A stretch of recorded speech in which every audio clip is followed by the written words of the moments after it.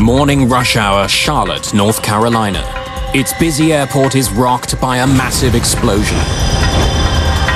The flames were coming over the fence, just total craziness. Everybody was just running for their lives. Firefighters rush to one of the airport's main hangars. They confront an inferno. It was quite a while before we realized a plane had hit the hangar.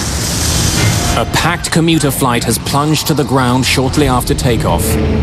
Everyone on board is killed. We kept scratching our head wondering, okay, this airplane flew 9 times previously and we had no problems. Investigators uncover a string of errors. Bill, I have an idea. And learn that passengers on small planes have actually been in danger for years.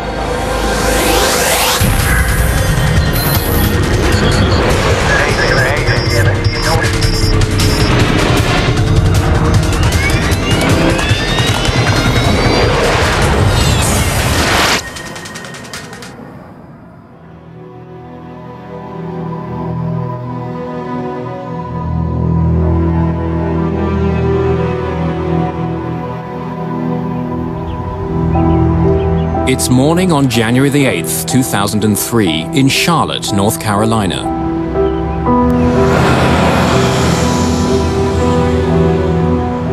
A city of 500,000 wakes. At Charlotte Douglas International Airport, commercial airline pilot Captain Katie Leslie is at work early. Only 25 years old, this Texas native has been flying for Air Midwest for almost 3 years. One of the youngest flight captains at her airline. Hey, Tom. Have a great flight. She's a top-rated pilot building her career at one of the fastest-growing airports in the United States. This airport is an important domestic hub for U.S. Airways, with flights to most major cities in the eastern United States. Air Midwest runs a commuter service as U.S. Airways Express. It operates a fleet of Beechcraft 1900D planes, a 19-passenger short-haul commuter plane, and a trusted workhorse in the industry. Today, Captain Leslie is in command of a 1900D on a 30-minute hop to Greenville-Spartanburg Airport in Greer, North Carolina. Her co-pilot is 27-year-old Jonathan Gibbs. How'd you sleep last night? Had a dream I was in Miami. Attention, ladies and gentlemen, this is the final boarding call for Air Midwest Flight 5481 to Greenville-Spartanburg. All passengers wishing to board should make their way to gate. Among the passengers flying to Greer this morning, 18-year-old Christiana Shepard.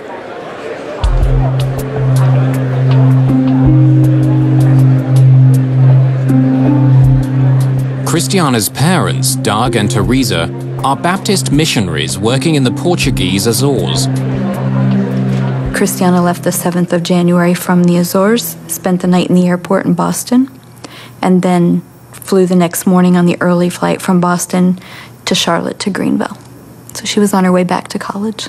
Christiana was very special, and she was one that would come up and give you a hug and say, you know, she'd come for no reason. She would give you a hug and say, Dad, I love you.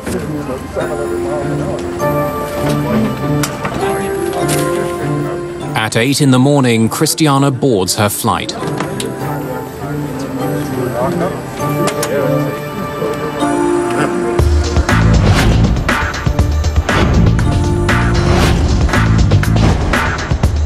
Meanwhile, as part of their standard checklist before takeoff, the crew calculates the weight of all the baggage, passengers, and fuel on the plane. That's to make sure the plane isn't overweight, and the weight is spread evenly. It's a calculation that's made on all commercial aircraft. So we got a full house back there? You can count 19 people in the back. Don't know the bags yet. Okay. But baggage handlers raise concerns that the luggage they're loading may be too heavy. Damn. Captain, how many we gotta take off? We're figuring it out.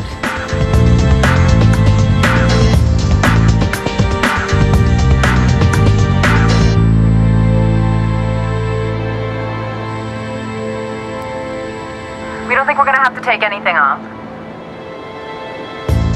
Cool. 17,018. 17,120 is our weight, huh? Yeah, is our max. So, we're cool.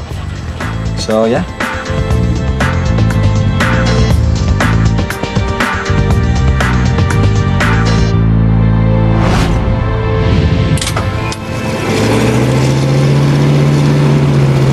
Good morning. Welcome aboard U.S. Airways Express service to Greenville, Spartanburg. It's a very short flight, maybe 30 minutes gate to gate, so sit back, relax, and we'll have you there in a few minutes.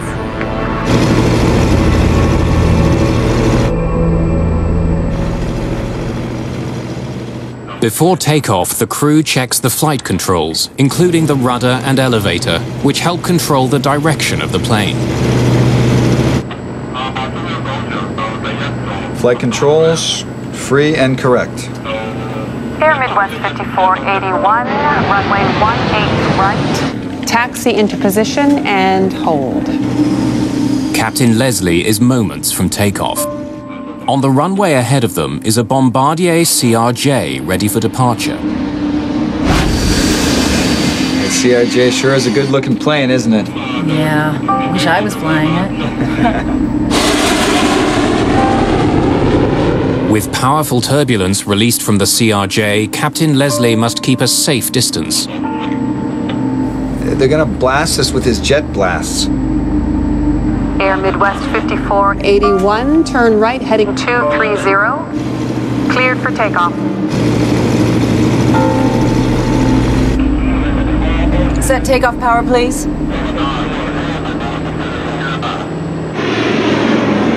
Power is set. 80 knots, cross-check. At 80 knots, pilots check that key instruments are working. With no signs of trouble, Leslie and Gibbs proceed with their takeoff. To air traffic control, Flight 5481's takeoff roll is perfectly normal. Gear up.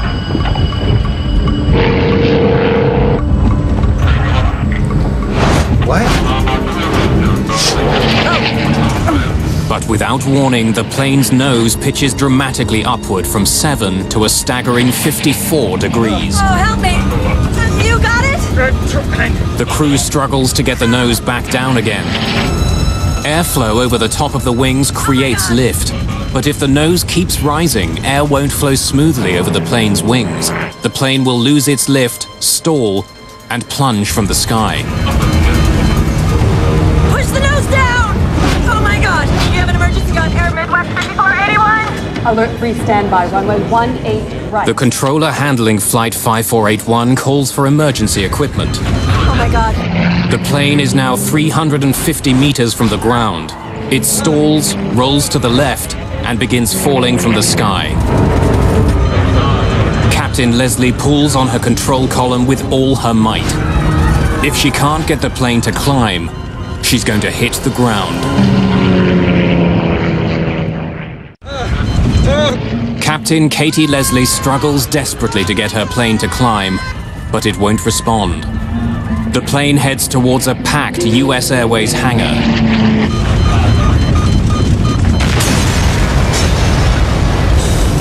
The flight was loaded with almost 1,000 kilograms of highly flammable jet fuel just before takeoff. The impact instantly ignites all that fuel. Now the intense fire threatens to engulf the hangar. There are several airplanes and hundreds of people working inside. Fire station, emergency, engine crash. It is the plane that's crashed. Yes, at the U.S. Air Maintenance ramp, right before the building, there's a fire. Code 10, aircraft crash, south end of runway 36 left. I repeat, a confirmed aircraft crash on fire. 38-year-old Fire Chief Keith Rogers is driving to work when he gets a Code 10 call. Code 10 means that there's a confirmed plane crash. Usually this type of call is a once-in-a-career type of incident. Cindy Overcash is a firefighter with the Charlotte Fire Department.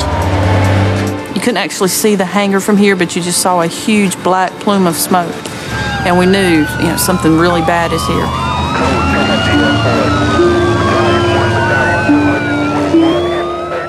In the adjacent building, sales director David Isola hears the explosion. Well, I was sitting at my desk and I heard this loud boom, and one of the guys came in from next door and said that he just saw an airplane crash, and so I hopped in my truck and drove down to the site. From 60 meters away, Isola records the opening moments of the tragedy.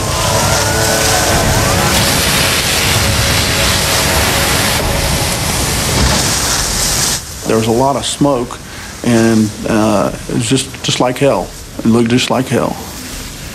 The flames were coming over the fence, just total craziness. Everybody was just running for their lives. Chief Rogers immediately takes command of the scene.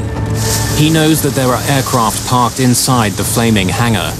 Their fuel tanks threaten to blow. And our concern was, one, about the people that were on board the aircraft, two, for the people that were working in the hangar, and three, we had to worry about the airplanes that were in for repair. Were those aircraft on fire? So we had a lot of major issues to deal with. Within minutes, firefighters begin to get the inferno under control. The hope now is that somewhere inside the wreck, survivors are clinging to life.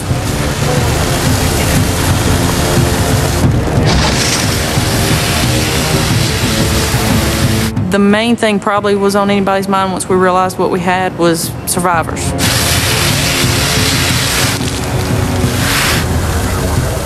Chief Rogers sends a line of firefighters led by Cindy Overcash into the heart of the inferno.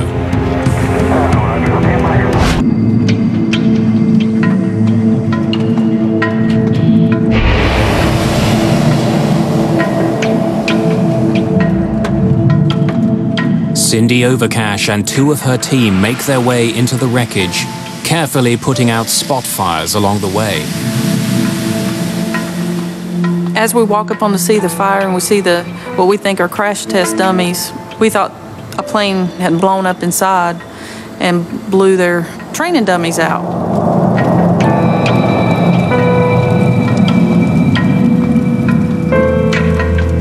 And then it dawned on me, that's not a training dummy.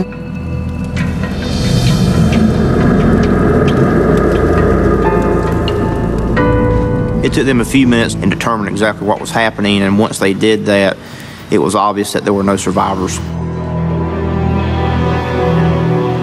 It's a total loss. All 19 passengers, as well as Captain Leslie and First Officer Gibbs, are dead. At about 8:53 this morning, we had an aircraft accident. It had 19 passengers and 2 crew. There are no survivors. And we hope that we never have to respond to a situation with such a large loss of life, but that is our job.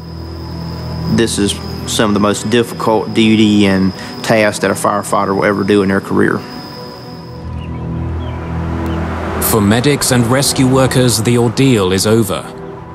But for friends and family of the victims, the anguish has just begun. I was walking through the living room, and I stopped and said, my heart's beating right now just the way it was then, said, "Has Christiana called yet?" She said, "No."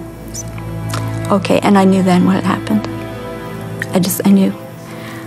So I went and got the telephone and called the school. He said, "Yes, Mrs. Shepard, we have some sad news." And he told me that the plane had crashed on takeoff. I asked if there were any survivors. He said no. So then I knew I had to go tell Doug, and he was in the garage. Yeah, it's something you never forget about. I was changing a fluorescent bulb, and Teresa came to the doorway. How do you say that? You use words every single day. How can you use words to ruin someone's life?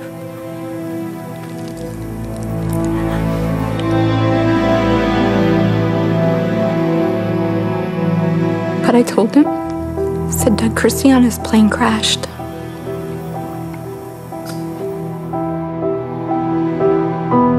At that moment, my world fell apart. Now the shepherds and the families of the other 20 victims want to know what caused the deaths of their loved ones.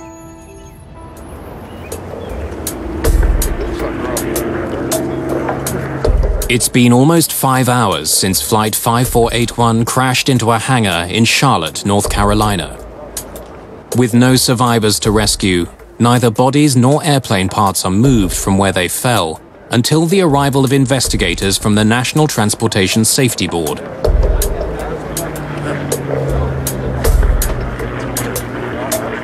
While medical examiners mark the location of human remains in red, NTSB investigators mark scraps of metal in yellow, looking for clues to help them figure out what happened aboard Flight 5481. Among those assigned to this case, lead investigator Lorinda Ward. This is her first assignment as the lead investigator of a crash. But today, she's not feeling her best. That day, I was a little bit under the weather. I was fighting off a cold. You have the adrenaline that shoots through your body at the time, and so that actually makes up for when you're not feeling well. And I knew that the other people on my team were experienced, so I felt comfortable going to Charlotte.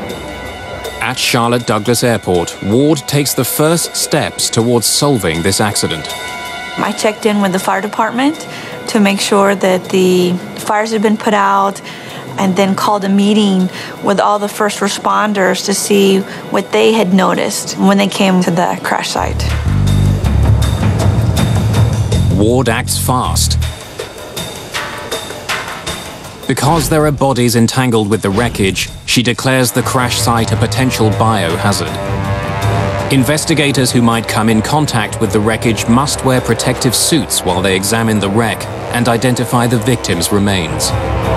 When we arrived on scene, the accident site did not look like an airplane was there. Due to the fire, the post-crash fire, when you initially walked up to it, it was hard to identify that you had an airplane that could hold 21 people. While work continues at the crash site, All right, let's go. Lorinda Ward and her team look for clues nearby. We had the folks go shoulder to shoulder on the runway that the accident crew took off on to pick up anything that they saw on the runway to see if it had any relevance to the accident investigation. Runways must be clear of all debris. The smallest object can become a deadly projectile if it strikes a plane on takeoff. 3 years earlier, a Concorde jet ran over a 40-centimeter strip of scrap metal on a Paris runway. The plane's fuel tank was pierced and caught fire. The aircraft rose to 200 meters before it crashed into a nearby hotel. 109 people on board and 4 people on the ground were killed. At Charlotte Douglas International, investigators scour the area. They find a fuel cap lying dangerously close to the runway. What do we got? It could be sucked in and it could damage an engine. The main part would be the damage that it could do to an engine. The discovery raises an interesting possibility. As Flight 5481 raced down the runway at takeoff, the fuel cap bounced up off the tarmac, struck the engine rotors, and brought Captain Leslie's aircraft crashing to Earth.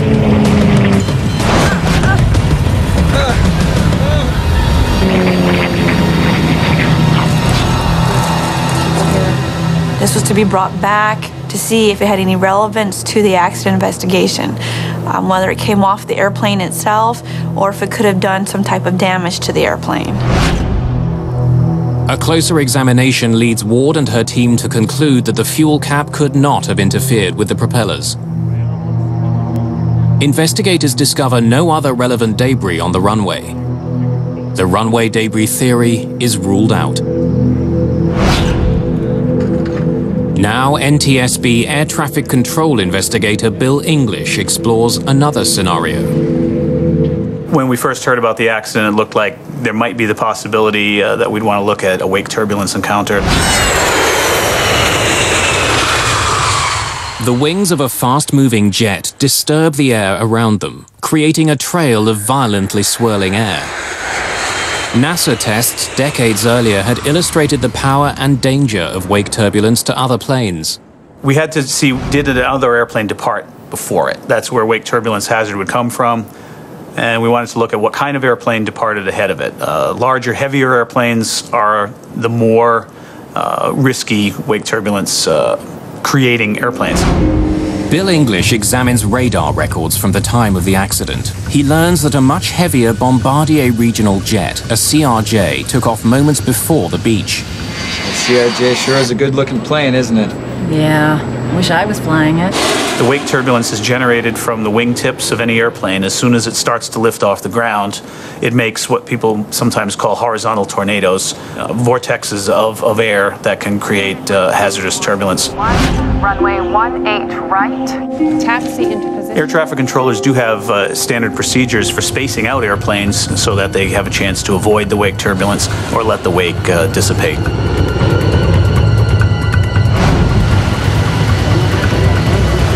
1 year earlier, an American Airlines jet taking off from New York encountered wake turbulence. The plane crashed into a residential neighborhood. 260 people on the plane and 5 people on the ground were killed. You're gonna blast us with his jet blast. Air Midwest 5481. cleared for takeoff.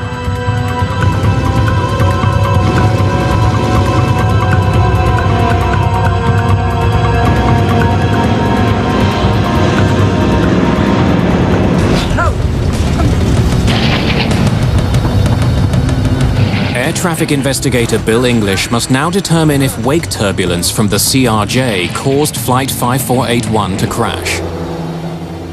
Bill English studies the flight path of Captain Leslie's plane and finds it consistent with a plane flying into wake turbulence. A pitch up is not unheard of in a wake turbulence encounter where the airplane will suddenly go nose up and the crew has trouble to counter that and get the nose back where it belongs.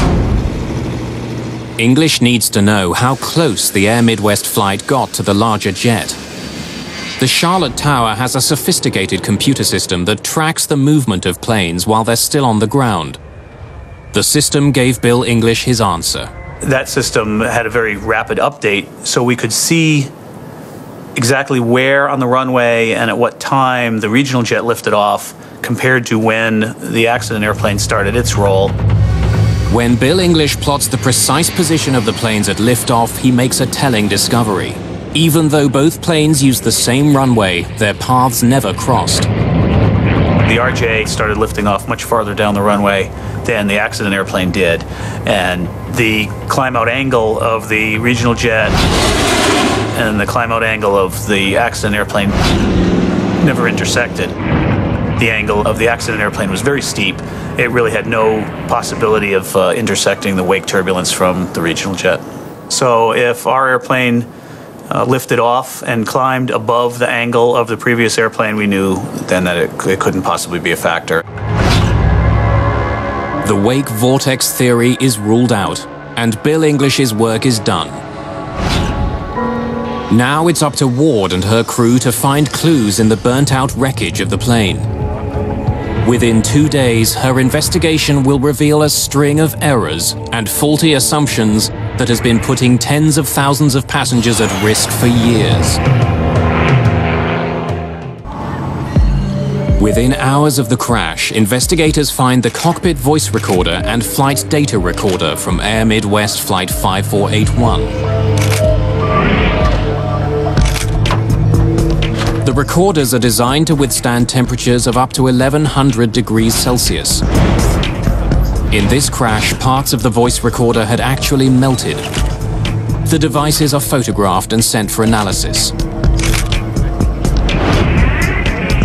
Then, amongst the tons of debris on the ground, investigators discover the shredded remains of the elevator control cables. Vital to flight control, these cables link the pilot's control columns to the flight elevator, an aerodynamic panel that helps pilots climb and descend. Turnbuckles keep the cables taut. To climb, pilots pull on the column. The cables pull the elevator up, forcing the nose to rise. To descend, pilots push on the control column. The cables tilt the elevator down, and the nose falls. But as investigators examined the burnt-out cables and turnbuckles on Captain Leslie's plane, already something looks wrong. They looked unusual. They weren't in like the normal position that you would find them. In this case, we had one adjusted all the way out and then one adjusted all the way in. So those were set aside for us to look at later. While the lab work continues, NTSB investigator Stephen Carbone travels to Huntington, Virginia. He interviews mechanics who worked on the plane the day before the crash. At the time, we had known that it had just come out of a detail check, which is a routine check. And knowing that, we were looking into the possibility that something had been done during the check that needed to be looked at from an investigation point of view. The cables needed servicing. My guy wrote up a service order and I put him on it. Don't forget the manual. Got it. Every 1,200 flight hours, Air Midwest planes go in for routine maintenance work. This includes adjusting the cables that control the plane's elevator. In the process of doing this check, he found that the mechanic had found that the cables were out of limits. So he had written up that he was going to check the cable tensions and then adjust them as per the manual.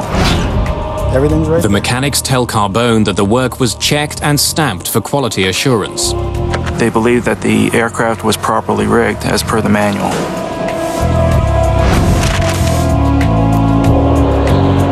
At first glance, that belief appears to be right.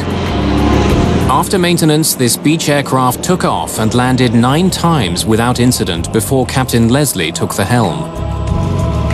Investigators turned to the flight data recorder to learn what happened on those flights.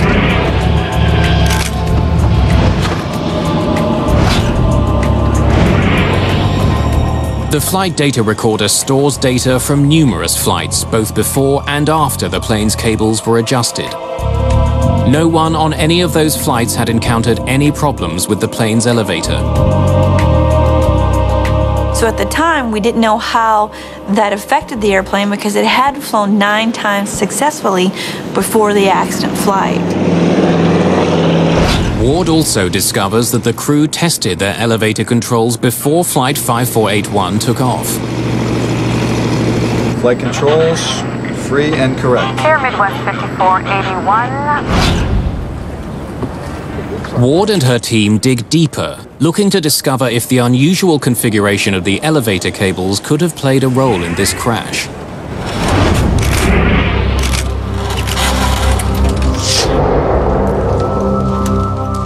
What they find strikes at the very heart of what went wrong. Normally, both turnbuckles are almost exactly the same length. But on Captain Leslie's plane, one turnbuckle is noticeably longer than the other. To establish the correct cable tension, mechanics tighten the turnbuckles. But too much tightening of a turnbuckle shortens the cables and cuts the range of motion of the elevator control. The elevator should be able to tilt to a nose-down position of 14 degrees. But their downward range has actually been cut in half to only 7 degrees. The result is deadly. As the flight got underway, the nose pitched up as expected during takeoff. What? Push the nose down! Oh my God! But the reduced range in the elevator made it impossible for the pilots to bring the nose down again. Due to the adjustment that had been done in the maintenance a few nights earlier, there was nothing that the crew could have done at that time. Unable to bring the nose down, the pitch of the wings became too pronounced. With no air flowing over the top of the wings, the plane lost its lift and began falling from the sky. The pilot's struggle with the elevator helps explain why Flight 5481 crashed that day. Somehow, the elevator cables were improperly adjusted. The pilots simply could not control the pitch of their airplane.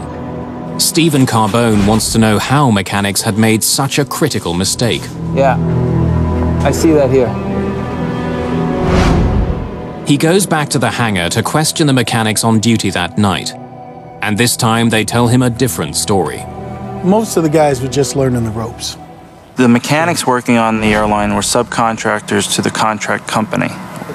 And the mechanics working on the aircraft that night had limited experience on the Beech 1900D. And the person performing the rig was receiving training that night on that specific task. Once you have the rig pin set, adjust the turnbuckle barrels for more tension in the cable. Yeah, I see that here. Adjusting the elevator cables is not a simple process. It's a time-consuming procedure that involves 25 different steps. Got it. What about the other steps? Yeah, don't worry about those. Just check the cable tension when you're done, and we're good. That's it. The mechanic skipped 9 steps that night. One of those involved manipulating the elevator through its full range of motion. If they had followed the steps as described in the manual, they would have found the problems that had come up. Well, I found out that this mechanic had skipped procedures. I was upset. The procedures that affected our lives, that affected the lives of 21 people, 21 families were destroyed. Because you never get over something like this. The Shepherds sue the airline. They also demand something unheard of in US aviation: an apology. They wanted more than just to achieve a just settlement in monetary terms. They had a need to press the issues that humanize and put a face on the people who are the victims of these tragedies. The Shepherds believe that their best chance of getting an apology is by putting a face to Christiana's name.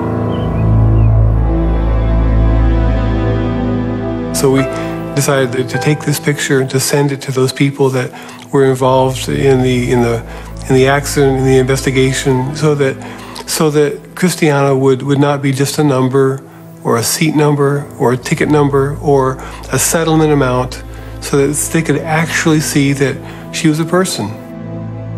The legal journey began when we determined that we wanted the apology, that we wanted someone to say, we really blew this.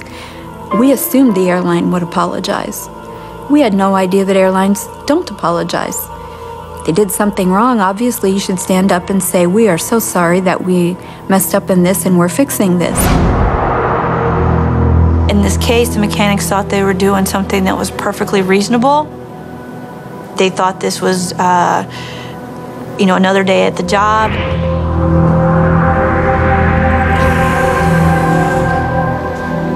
And then to come to find out that now 21 people have been, killed due to their inadvertent act. For Lorinda Ward and her team, it looks like they've found the problem. But something still doesn't add up. Why didn't the problem with the plane's faulty rigging surface on any of its previous flights? We kept scratching our head wondering, okay, this airplane flew 9 times previously and we had no problems. So we're trying to decide, well, what was unusual about this flight? Ward has to figure out what happened in the hours and minutes before the crash. And did you notice anything unusual before takeoff? Well, it was sitting low when it taxied out. It looked heavy. We had a couple of witnesses that were implying that we had a very heavily loaded airplane. The baggage people said that it was hard to shut the door because they thought bags were going to come out. Each plane has a maximum weight it can handle before the engines can't get it off the ground. Before takeoff, it's the pilot's job to calculate the onboard weight. We got a full house back there? How many we gotta take off? We're figuring it out. The crew of Flight 5481 did perform that calculation. Cool, 17,018. We hear them on the CVR going through the numbers to make sure that they'd have their center of gravity within the range for them to take off. 17,120 is our weight, huh? Yeah, as our max. On any plane, large or small, the weight of cargo and passengers has to be distributed evenly.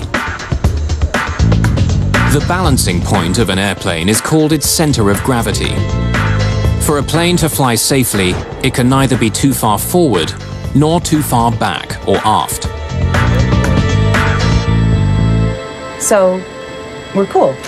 So, yeah. We don't think we're gonna have to take anything off. Air Midwest pilots are instructed how to make weight and center of gravity, or CG, calculations. They use average weights to make that calculation, 175 pounds per passenger and 20 pounds per bag. They knew that they had a very aft CG, but due to using the average weights and average calculations, the paperwork showed them being within the range that they needed to take off.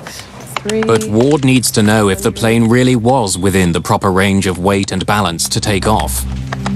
What we did is we looked at the weights of the actual baggage itself that was on board, and then the weight of the passengers and the crew. Technicians weigh the remains of the burnt luggage from the wreckage site.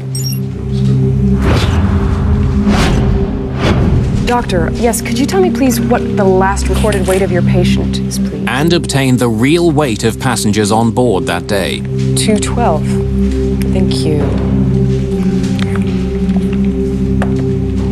When all the numbers are in, Ward discovers the real weight of Flight 5481 is 17,700 pounds, some 580 pounds over its maximum takeoff weight.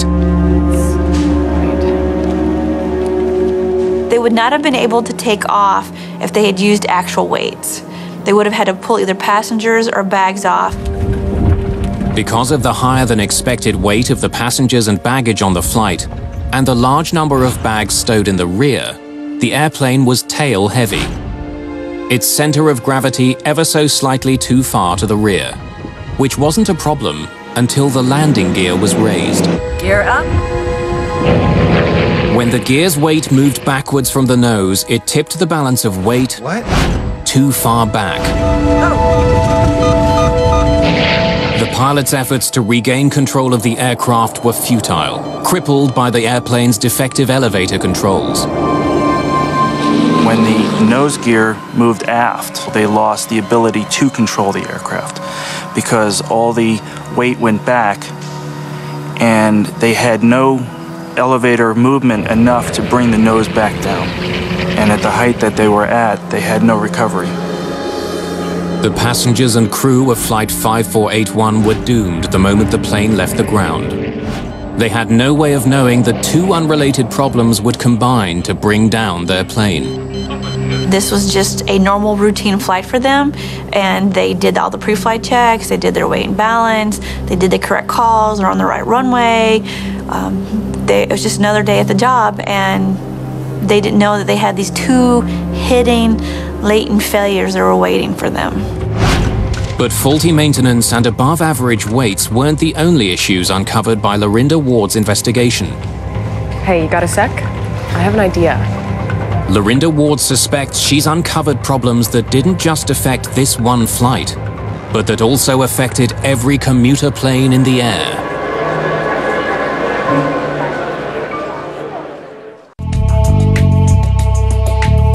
NTSB investigators say that every plane crash makes flying safer. Flight 5481 was no exception. 14 months after the accident, lead investigator Lorinda Ward and her team file a comprehensive report to ensure the mistakes that killed those aboard Flight 5481 are never repeated. Among Ward's recommendations, that the FAA review its average passenger and baggage weights, an average that had not been revised since 1936. And since studies suggest that Americans and other adults were getting heavier from year to year, Ward suspected that the averages were off. We made a recommendation to the FAA to have the operators go out and survey their operations both summer and winter time to see how accurate these average weights reflected the actual flying public that was getting onto their airplanes. After conducting a survey of passengers, the FAA comes to a shocking conclusion. The average weight of adult American passengers was 195 pounds, not 175. The FAA also discovered that the average weight of carry-on luggage was being underestimated by 5 pounds per bag. We had an average weight that were being used that needed to be updated. Had these higher average weights been in effect on January the 8th, 2003, Flight 5481 would not have been legal for takeoff. Captain Leslie would have had to remove bags and passengers. 48107, cool, 17018.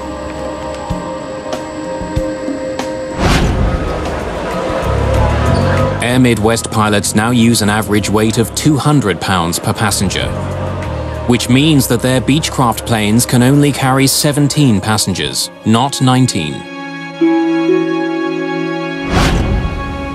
But Ward's report goes on to say that even with updated industry averages, there's still room for error.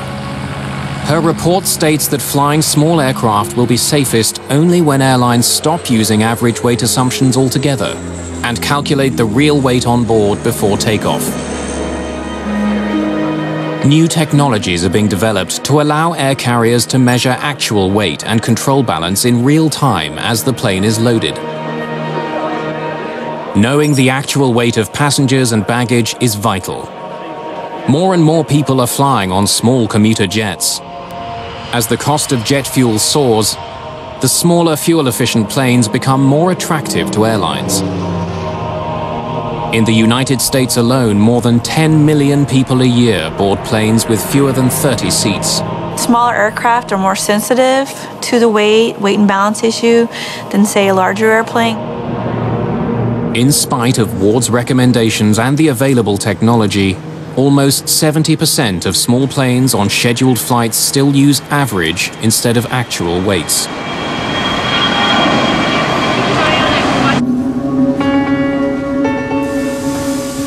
For Doug and Teresa Shepard, there is still another danger that threatens to strike again.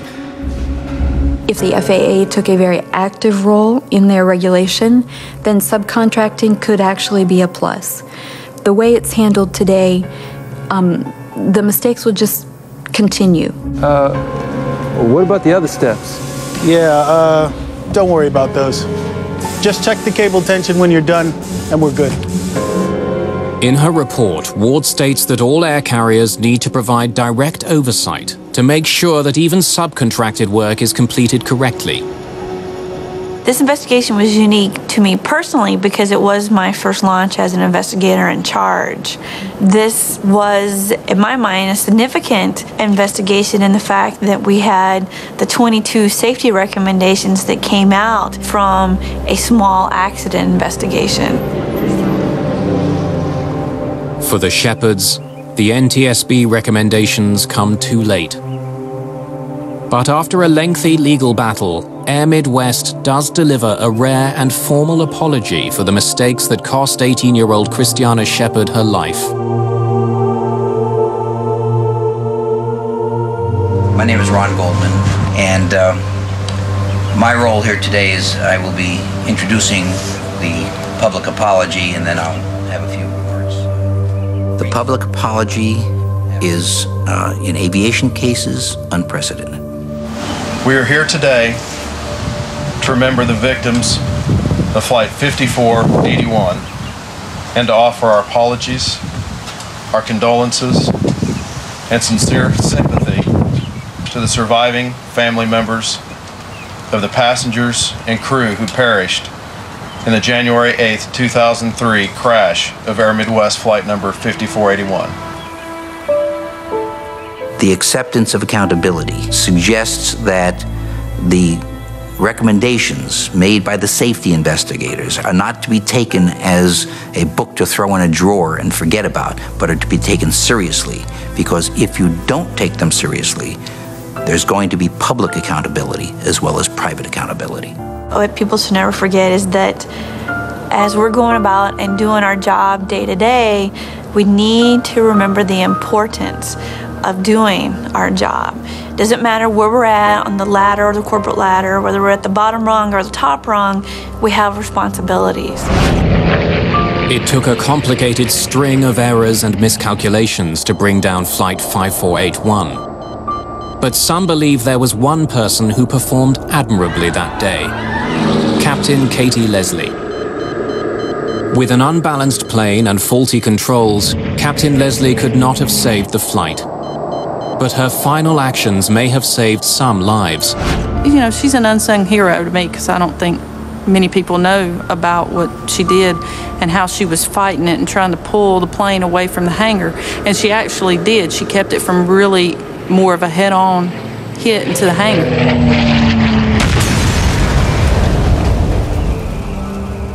Which probably saved countless other people from perishing that day.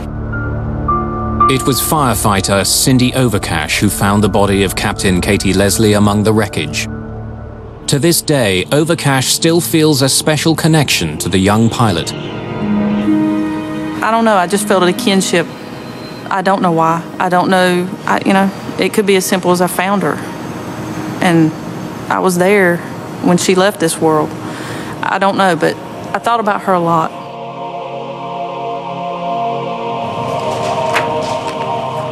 Lorinda Ward's investigation could have ended when she uncovered the errors that caused the crash of Flight 5481. By digging a bit deeper, she made flying safer for millions of people.